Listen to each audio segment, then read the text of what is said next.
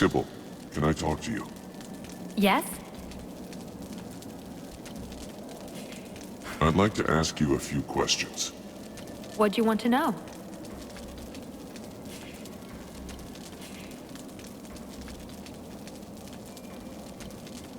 Anything new on the World Heart? I think I just discovered something really interesting. Tell me. From what I've read, the World Heart is not in Vertial. Well, not really. It exists in a sort of other world next to us, in a sort of limbo, in fact. And it's impossible to get there without using an extremely complex ritual. And can you perform it? No, but the Ice Lords have discovered a way to create passages and to keep them open. And it's by using these passages that the Ice Lords are able to channel the power from the World Heart. But they're draining it. They're using more power than can be replenished. See you later.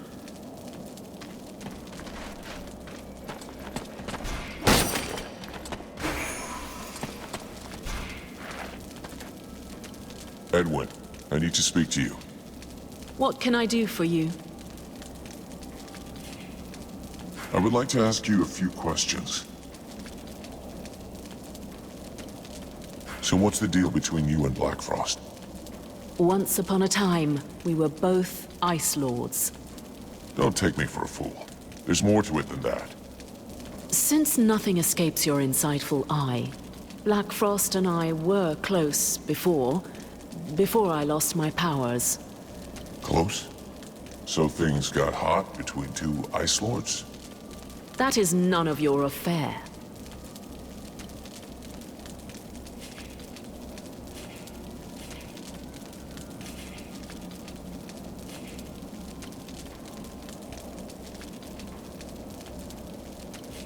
Bastard sorcerer though he is, at least he's got good taste. Taste had nothing whatsoever to do with it. Our relationship was purely political. This alliance could have helped us to get the upper hand over the other Ice Lords. What screwed it up? He betrayed me first. I hate when that happens. When the other Ice Lords finally noticed our strengthened connection and felt threatened by it, he reacted by sacrificing me to save his own skin. He is the one who suggested to the others that they dispossess me of my powers and leave me to live as a miserable human. Yeah, that's a deal breaker. I would like to ask you a few... Thanks.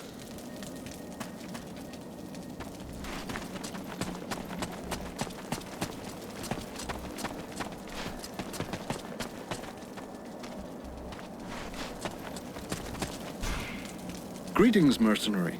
What can I... Can I have a look at your stock?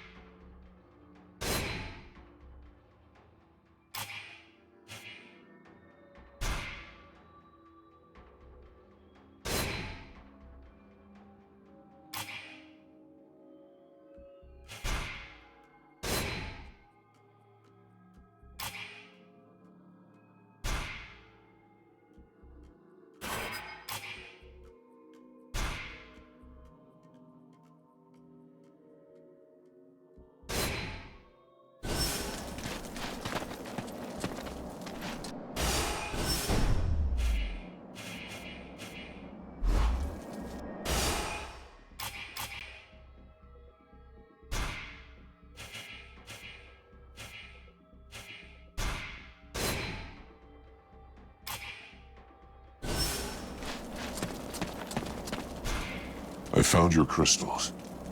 Good. Very good. But I'm afraid that it's too late. Look around you. There's only a handful of us left. As soon as Black Frost turns his attention to the camp, we are finished. What's the point of wearing myself out to make this talisman for you? We may as well just surrender. You aren't even human anymore. What kind of decisions can we expect a creature like you to make? So you think that the only thing that counts is my appearance? You forget what I am, and the powers I have. Power that has let us take down several key pieces of the Ice Lord's game.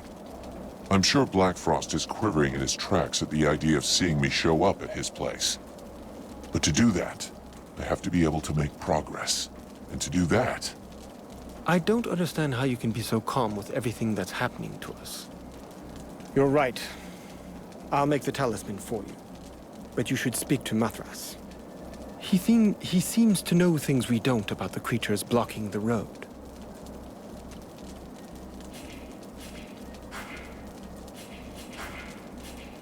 I'll be going now.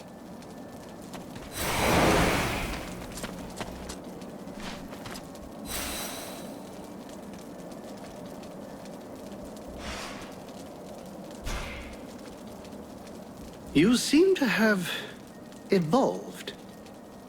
We may at last be able to have an interesting discussion. What do you want? Quite simply, an exchange of experiences from one superior entity to another. I'm not certain I know what you mean. You are using a human body as a host, just as I am, though the condition of mine is somewhat worse. What is your degree of control? Your feeling? What have you tried? Do you still feel the need to satisfy your human's desires?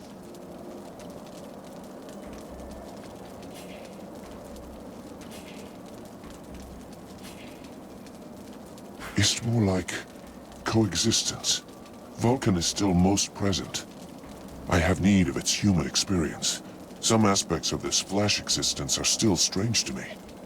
I understand not why we tarry here giving help to this one or that one, when we know that we must go to the World Heart. You see, humans, when you get down to it, are rather like ants. They have to scurry around all the time to feel alive, to give themselves a sense of purpose, and they live in groups, of course.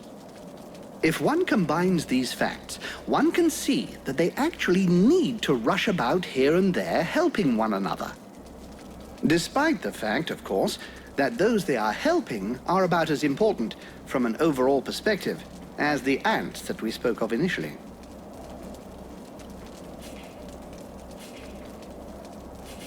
Who are you exactly? I am Mathas, immortal and unique. Right. So why aren't you out there hanging out with your Deadwalker friends? First of all, I don't have any pals. I'm a little too old for that. Secondly, I find your implication that I'm associated with them most unpleasant. I have nothing in common with those dead things. I've been around for over 6,000 years, and I'm still very much alive, thank you. I admit this body is looking a little worn. 6,000 years old. Hey, you don't look a day over 250. You flatterer. I did, however, lose a toe this morning. Nonetheless, these Deadwalkers are simply corpses as they're animated by magic. Whereas I am an immortal spirit who changes bodies when they wear out. There's absolutely no similarity. That's not so dumb. It's what allows you to go on having an effect on the world, I guess. Exactly. I give these bodies extra life that they would not have had if they'd stayed dead. Though, of course, these days, it's unlikely they would stay dead for very long. I want to ask you a couple of questions.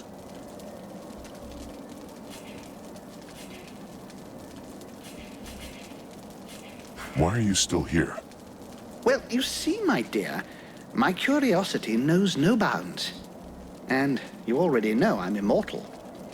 I should think those two reasons would be enough to allow me to be present for the end of the world, though obviously it is my dearest wish that your little plan should succeed. Your transformation is spectacular, and I can hardly wait to see what's next. Know that if the world is not totally destroyed in the next few hours, but that you should fall, I will personally ensure that your story is remembered.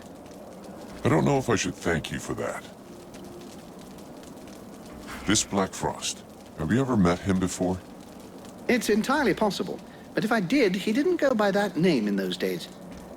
You see, at that time, I found the company of any and all living creatures quite simply unbearable. I had decided to move to an area as far away from anyone else as possible.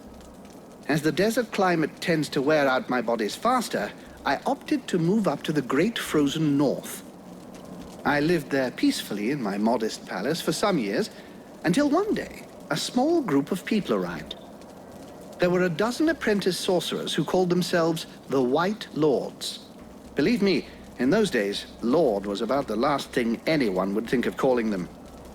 On reflection, I should have slain them on the spot for having disturbed my peace and stolen some books from my archives. But I was rather bored, and their thefts intrigued me, and so I followed them.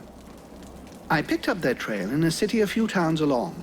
There were quite a few of them at the time, and the locals seemed to like them well enough. Are you talking about the Ice Lords? Yes, of course, though they weren't calling themselves that. I watched them for a while, but they were so ridiculous that I quickly grew bored of them. Clearly, managing to steal from my library had been the result of the merest stroke of luck.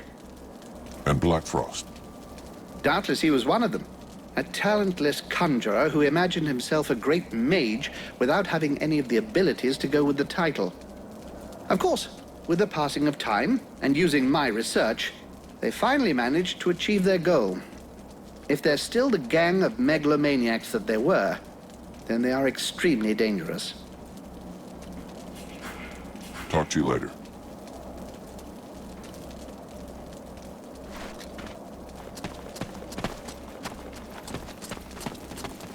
Okay, the news is not great. According to what I've been able to find out with Mathas, the palace of Black Frost is guarded by another one of his concubines, and it looks like she's too powerful for me to take. Well, there was never much doubt about that, my boy, if you'll pardon my honesty. All is not lost, however. As I told you before, if you manage to eliminate the 3 other concubines, the power of the Guardian will be considerably reduced. And while our own power is increased. That's the plan. If somebody wants to come with me, we'll go together and track down these misunderstood love monsters. I'll be counting on the others to guard the camp. It's about to get pretty hot around here fast, even more so if I mess this up. I could come with you. I may not be the most powerful being among us, but I do know how to make myself useful. You can trust me to help. Look, don't take this badly, but I'm gonna need someone a little more experienced for this mission. The Knight has been waiting for this moment a long time. A fight without hope, where he might claim victory at the risk of his life. Sorry, Randval, but I'm not that excited about fighting next to a suicidal maniac. I'm leading a battle, not somebody's heroic last stand. Having some magic to back you up will help against these creatures, and I know their ways all too well. Okay then. Since you seem so desperate to come, I'll take you. Your experience will be welcome. Soon, poor Black Frost is going to have to resort to using his hand at night. Ooh, still jealous? Don't be a fool. Let's go. My goodness, going on a concubine hunt sounds an awful lot of fun. I will assist you by diverting the attention of the one they call the Stalker.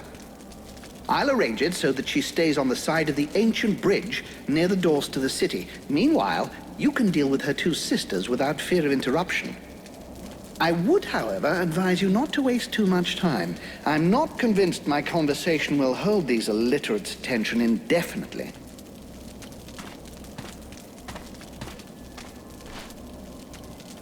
Here, this object should prove useful to you. I don't know whether it will function perfectly, or even less for how long, but I sort of had to improvise. Well, thanks, I guess. What does it do? If it works, the same thing as the pillars, except that you can carry this with you. It minimizes the corrupting magic around you. The concubines and the undead that you will meet will find themselves weakened. Sounds great. Thanks, Leestus. It's time for me to go do it. Good luck to you here. Good luck to you.